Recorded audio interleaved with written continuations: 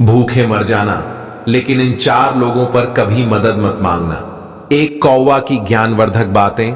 जय श्री कृष्णा मित्रों, आज इस वीडियो में जो हम आपको कहानी सुनाने के लिए जा रहे हैं, ये कहानी एक कौवा की है। इस कहानी में एक कौवा ने ऐसी ज्ञानवर्धक 4 बातें बताई हैं कि चाहे भूखे मर जाना, पर इन 4 लोगों पर कभी मदद की भीख मत मांगना। तो मित्रों, वो कौन से 4 लोग हैं जो कौवा ने बताए हैं कि भूखे मर जाना, पर इनसे कभी मदद की भीख मत मांगना? आइए जानते हैं, इस कहानी के माध्यम से जानते हैं। और हाँ, आपसे निवेदन है, इस वीडियो को अनादर न करें और इस पवित्र कथा को पूरा सुने और आधा अधूरा छोड़कर जाने की गलती मत करना, क्योंकि इस पवित्र कथा को आधा अधूरा सुनने से पाप भी लग सकता है। और हाँ, हमारे चैनल के पेज के नीचे एक लाइक का बटन है, उसे जरूर दबाएं और लाइक करके जय श्री कृष्ण अवश्य लिखें। आइए मित्र, अधिक विलंब न करते हुए और सीधे कहानी पर पहुंचते हैं। दोस्तों, एक समय की बात है कि किसी जंगल में एक बार तबाही आ गई। तब आई कैसे आ गई थी उस जंगल में? बारिश के सीजन में भी बारिश नहीं हुई, एक बूंद पानी भी नहीं बरसा, सूखा पड़ चुका था। इसलिए जंगल के रहने वाले जानवरों के लिए, पशु पक्षियों के लिए कोई भी खाने की व्यवस्था नहीं रही थी। सब भूखे मर रहे थे। जानवर, पशु पक्षी धीरे धीरे उस जंगल को छोड़कर के दूसरे जंगल की ओर जाने लगे थे, दूसरे राज्य की ओर जा रहे थे। दोस्तों, उसी जंगल में एक कौवा का जोड़ा रहता था। वो कौवा का जोड़ा एक वृक्ष की डाल पर बैठा हुआ था। कौवा की जो मादा थी कौवी, वो बहुत ही भूखी थी, क्योंकि 3 दिन हो गए थे उन्हें कौवा और कवि के लिए कुछ खाने को नहीं मिला। कौवी बैठी बैठी डाली पर इधर उधर निहार रही है, कहीं कुछ खाने को मिल जाए। तब तक क्या होता है कि उसी वृक्ष के नीचे एक लोमड़ी एक मांस का टुकड़ा दबा करके आ जाती है। कौवी ने देखा तो उसके मुंह में पानी आ गया और कौवी जो थी लोमड़ी से कहने लगी, लो, मेरी बहन मैं 3 दिन से भूखी हूं, बहुत बड़ी मेहरबानी होगी आपके पास जो है, इसमें से थोड़ा मांस का टुकड़ा हमको भी दे दो, जो हमारी भूख शांत हो जाएगा, नहीं तो मेरा दम निकल जाएगा। दोस्तों, लोमड़ी ने देखा कौवी की तरफ अपने पति के साथ में बैठी है, तो लोमड़ी तो चालाक थी, क्योंकि ये तो आप जानते ही हैं कि लोमड़ी चालाक होती है। लोमड़ी ने विचार किया, इस मांस का टुकड़े से तो हमारा पूरी तरह से पेट भी नहीं भरेगा, और यह अच्छा मौका है, इसको अपने पास बुलाते हैं, और जैसे ही एक पास में आएगी इसको मारेंगे और खा जाएंगे, हमारा पेट भर जाएगा। दोस्तों, फिर लोमड़ी ने कौवी से कहा था कि कभी घबराए नहीं, तुम नीचे आ जाओ और तुम्हें अपने पास में बैठ करके बड़े प्यार से तुम्हें इस मांस के टुकड़े को खिलाएंगे। दोस्तों, कौवी भी तैयार हो जाती है और जब जाने को तैयार होती है, लोमड़ी के पास अभी कौवा रोक लेता है। कौवा कहता है कि आप पागल हो गई हो, तुम्हारी और हमारी दुश्मन है, ये शिकारण है, अगर तुम नीचे गई ये मांस का टुकड़ा को छोड़ देगी और तुम्हें मार करके खा जाएगा। कौवी भी कहती है, नहीं मारेगा, मैं जाऊंगी जरूर, ये हमारे साथ ऐसा नहीं करेगा। कौवा फिर समझता है, तो मेरी बात को समझो, इसके पास ना जाओ, और नहीं तो यह तुम्हें मार के खा जाएगा।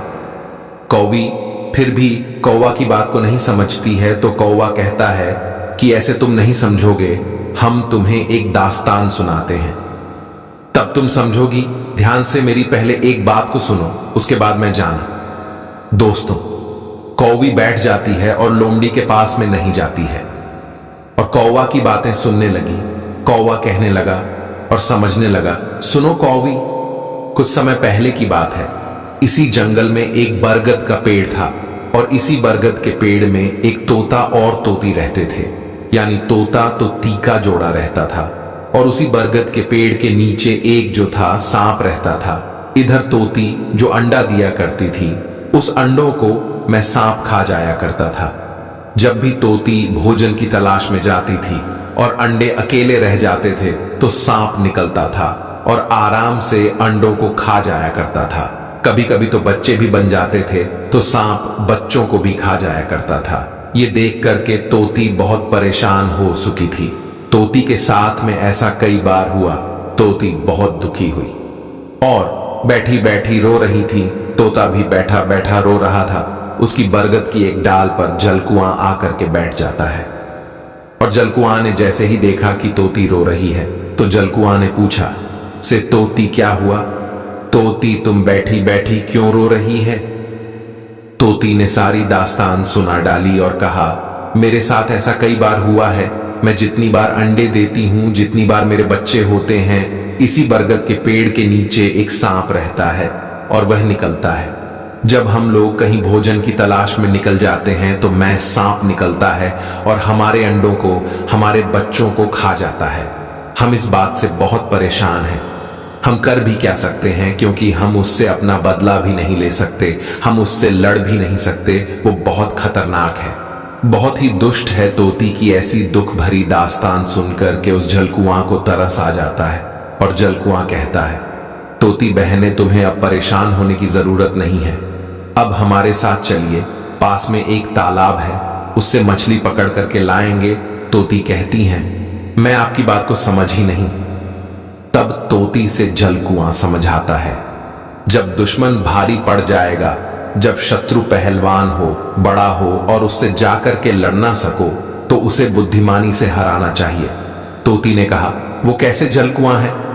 समझाता है, पास वाले तालाब से मछलियां पकड़ करके लाएंगे और थोड़ी दूर पर एक नेवला का बिल है और नेवला के बिल के दरवाजे पे डाल देंगे और थोड़ी थोड़ी दूर पर मछली को डालते हुए चले आएंगे और आकर के सांप के दरवाजे पर लास्ट मछली छोड़ देंगे और नेवला जैसे ही निकलेगा मछलियों को खाती हुई यहीं तक आ जाएगा और वो सांप बिल से निकलेगा और देखेगा तो सांप को मार देगा, तुम्हारा दुश्मन खत्म हो जाएगा। दोस्तों, तोती ने जलकुआं की ऐसी बातें सुनी तो उसे भरोसा हो गया। तोता को साथ लेकर के जलकुआं के साथ जाती है और तालाब से मछलियों को पकड़ती है। सबसे पहले मछली नेवला के बिल के दरवाजे पर रखी थी, उसके बाद में फिर गई, फिर आए और थोड़ी दूर पर एक मछली और रखी करमवाई। क्रम रखते हुए वो सांप के बिल के दरवाजे पर आ जाते हैं और एक मछली दरवाजे पर रख देते हैं और ऊपर बैठ जाते हैं। अब जलका हुआ कहने लगा उस तोती से, अब इंतजार करो, थोड़ी देर के लिए प्रतीक्षा करो, अब देखिए कि क्या नजारा होता है। दोस्तों, इधर क्या होता है, थोड़ी देर के बाद में जब उस बिल से नेवला बाहर निकलता है और उसने दरवाजे पर जब मछली पड़ी हुई देखी थी तो भगवान को धन्यवाद देने लगा और कहने लगा, प्रभु आज तो आप बहुत ही मेहरबान हैं। जो भोजन स्वयं चल करके हमारे घर पे ही आ गया, मछली को नेवला खाता है, उसके बाद में वो नेवला और आगे बढ़ता है तो उसे मछली एक और मीलती है, फिर वो खाता है, फिर आगे बढ़ता है। यानी मछली उसे मीलती चली गई, वो खाता चला गया और खाते खाते वो वहीं आ गया जहां वो सांप रहता था। उसके दरवाजे पर एक मछली पड़ी थी। नेवला ने वो मछली खाई। फिर नेवला ने बोला और विचार किया, इसका कारण क्या है कि मछली करमवाई क्रम, हमको मछली मिलती रही और हम खाते रहे और यहां तक आ गए। लगता है ये किसी का घर है, पता नहीं किसी ने हमारे साथ तो कोई चाल तो नहीं की, चलो इंतजार करते हैं। दोस्तों, वो नेवला उस सांप के बिल के दरवाजे पर बैठ करके इंतजार करने लगता है।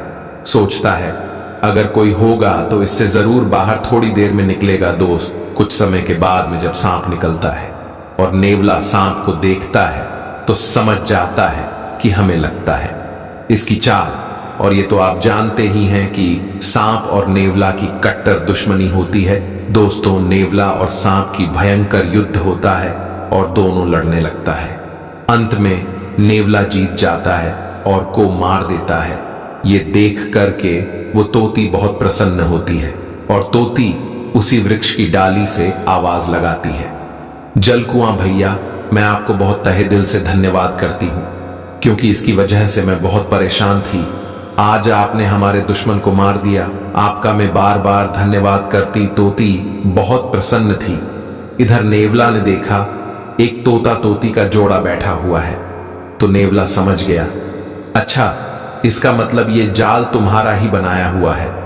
और उसके बाद नेवला को तोती सारी दास्तान सुनाती है। उसके बाद नेवला कहता है कि तो क्या ऊपर सही धन्यवाद देती रहूंगी या नीचे आकर के धन्यवाद दोगी? दोस्तों, वह तोती उड़ती है और नेवला के पास में पहुंचती है और पास में जाकर के बैठ जाती है, लेकिन नेवला उस पर भी वार कर देता है, उसे मार देता है और तोती को भी मार के खा जाए, तोता उधर सोच रहा है कि एक दुश्मन से हट नहीं पाई, एक दुश्मन से जीत नहीं पाए, तब तक दूसरे दुश्मन के चंगुल में चले जाइए। दोस्तों, वही बात समझाता हुआ कौवा कौवी से कहता है कि एक दुश्मन से दो लोग बचे, लेकिन दूसरे दुश्मन के चंगुल में फंस गए और वो तोती मर जाती है, क्योंकि उसने भरोसा कर लिया, भूल गई थी नेवला।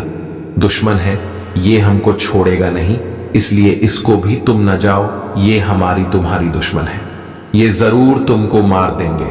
और भूलकर इसी तरीका से इन चार लोगों पर कभी मदद की भीख नहीं मांगना चाहिए। कौवी को और इंटरेस्ट बढ़ता चला गया। कौवा की बात को सुनकर करके कौवी कहने लगी, वो कौन से चार लोग हैं जिन पर कभी भी इंसान को मदद नहीं मांगना चाहिए?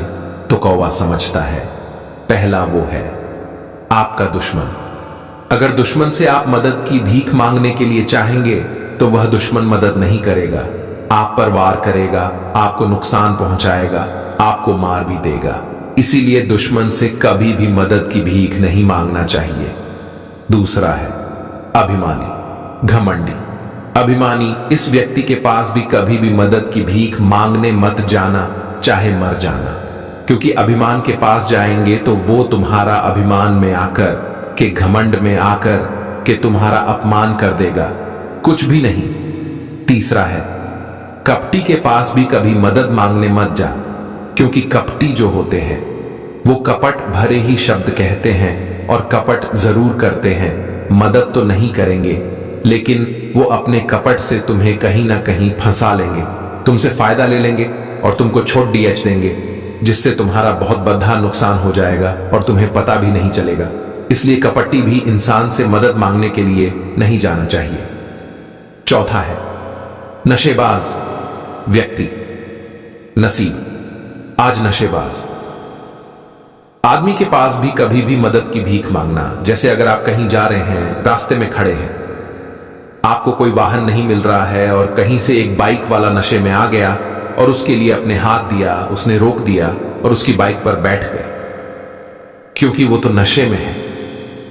आप तो जानते हैं कि नशे में व्यक्ति वाहन कैसे चलाएगा, कहीं ना कहीं जाकर के तो ठोक देगा या कहीं गड्ढे में डाल देगा, खुद मरेगा और तुमको भी मार देगा। तो इसलिए नशेबाज आदमी से भी कभी भी मदद की भीख मत मांगना चाहिए। रास्ते में मर जाना चाहिए, भूखे हो तो मर जाना, लेकिन ऐसे चार लोगों पर कभी भी मदद की भीख मत मांगना। एक दुश्मन, दूसरा आदमी, तीसरा कपटी और चौथा नशेबाज आदमी। दोस्तों, कौवा की इस तरीका से बातें सुनकर के कौवी समझ जाती है कि हमारा पति का हुआ सच कह रहा है, वो नहीं जाती है। तो दोस्तों, ये कहानी हमको यही सीख देती है कि भूखे मर जाना, लेकिन इन्हीं चार लोगों पर कभी भी मदद की भीख मांगने मत जाना, क्योंकि इन चार लोगों पर कपटी, दुश्मन, अभिमानी, नशेबाज ऐसे लोगों पर मदद की भीख मांगने के लिए गए तो आपको मिलने वाला कुछ नहीं है। आपका नुकसान हो जाएगा, आपका अपमान हो जाएगा, आपकी जिंदगी भी जा सकती है। तो दोस्तों, कैसी लगी हमारी ये कहानी? अगर ये कहानी आपको अच्छी लगी है, पसंद आई है, तो कमेंट बॉक्स में राय जरूर देना और हो सके तो अपने मित्रों के लिए भी शेयर कर देना। फिर मिलेंगे एक नई कहानी के साथ। दर्शक भाइयों, राधे राधे, जय।